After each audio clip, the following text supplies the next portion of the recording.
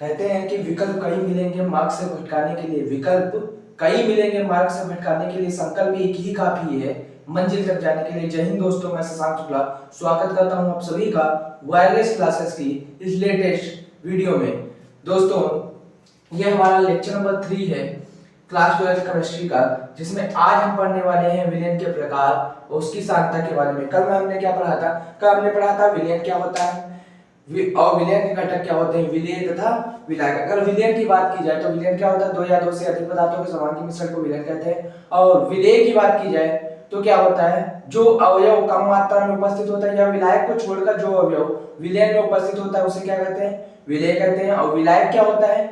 जो अवयव विलयन में सबसे अधिक मात्रा में उपस्थित होता है उसे बोला जाता है विलायक। आज के टॉपिक पे आते हैं दोस्तों। आज का टॉपिक जो है हमारा है विलयन के प्रकार। दोस्तों एक चीज ध्यान रखना, ये थोड़ा टॉपिक बोरिंग रहने वाला है, लेकिन अब बुक में दिया गया है तो पढ़ना तो वही है हम लोगों को, ठीक है ना। तो देखते हैं विलयन का प्रकार।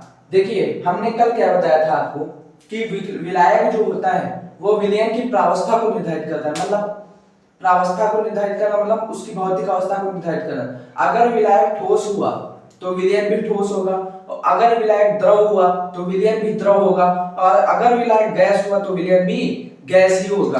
तो देखिए ठोस विलयन, तो इसमें क्या है? विलायक जो है वो सब जगह ठोस रहने वाला है, हम विलेय को बदलते रहेंगे ठोस द्रव गैस। ऐसे ही द्रव विलयन, द्रव विलयन में क्या है? विलायक तो द्रव है रहेगा हर जगह, विलेय को बदलते रहेंगे एक एक करके। वैसे ही गैसीय विलयन में क्या होगा? गैस रहेगा विलायक और विलेय बदलते रहेंगे बार बार। देख लीजिए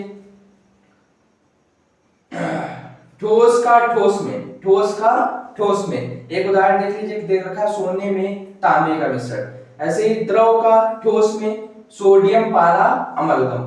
ठीक, अगला है गैस का ठोस में, ये होता है हाइड्रोजन गैस को पैलेडियम में मिला दिया जाए, पैलेडियम धातु में, तो ये हो जाएगा गैस ठोस का मिश्रण। ओके, आगे आते हैं द्रव विलयन पे।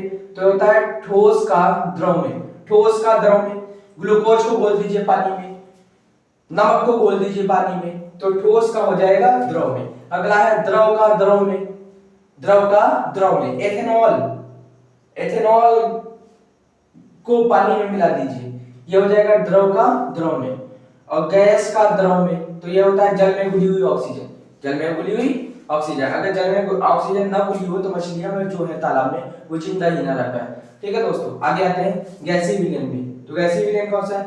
ठोस का गैस में, ठोस का गैस में, कपूर का नाइट्रोजन गैस में विलयन, कपूर का नाइट्रोजन गैस में विलयन। अगला आता है द्रव का गैस में, द्रव का गैस में क्या है? क्लोरोफॉर्म और नाइट्रोजन गैस का मिश्रण, क्लोरोफॉर्म और नाइट्रोजन गैस का मिश्रण। अगला आता है गैस का गैस में, गैस का गैस में तो ऑक्सीजन प्लस नाइट्रोजन गैस। वायु में बहुत सारी गैसें मिली हुई हैं, तो वो भी एक उदाहरण हो जाएगा इसका गैसीय विलयन का।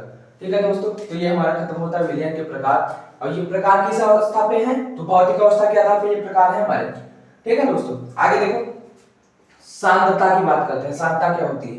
ठीक, तो सांद्रता का जो सूत्र दे रखा है दोस्तों, ये होता है सांद्रता बराबर विलेय बटा विलयन।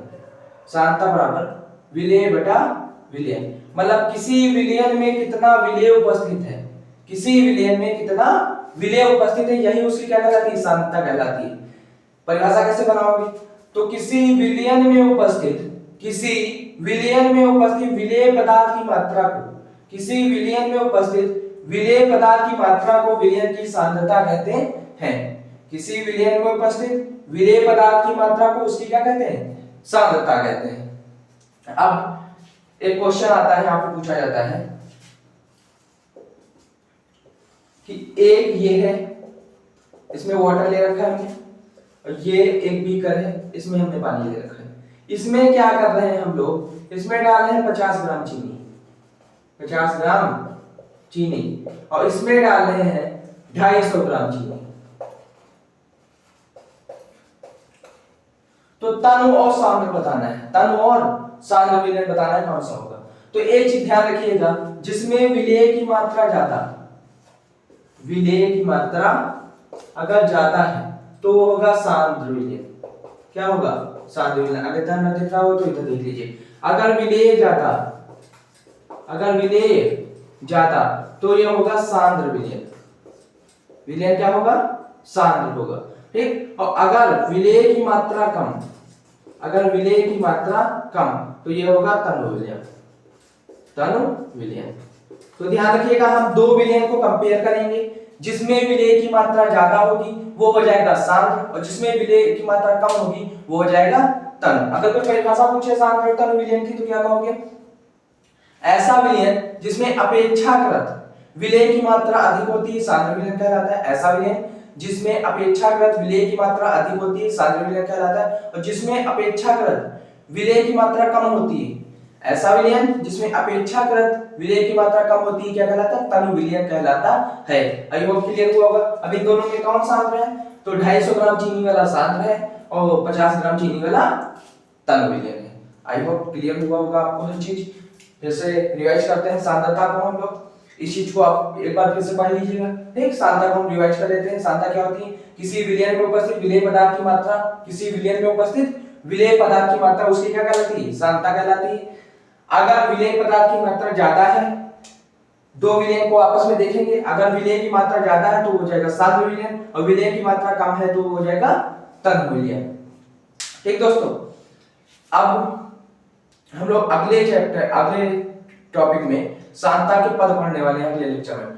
तो ये जो सांद्रता के पद है दोस्तों बहुत ही इंपॉर्टेंट टॉपिक है, इनसे हमें न्यूमेरिकल देखने को मिलते हैं एग्जाम में। ठीक, तो जुड़ना मत भूलिएगा और वीडियो को लाइक, चैनल को सब्सक्राइब जरूर कीजिएगा, जिससे आगे से आगे ये वीडियो और दोस्तों तक पहुंच सके और बच्चों तक पहुंच सके, उनकी भी हेल्प हो सके। ठीक है दोस्तों, धन्यवाद।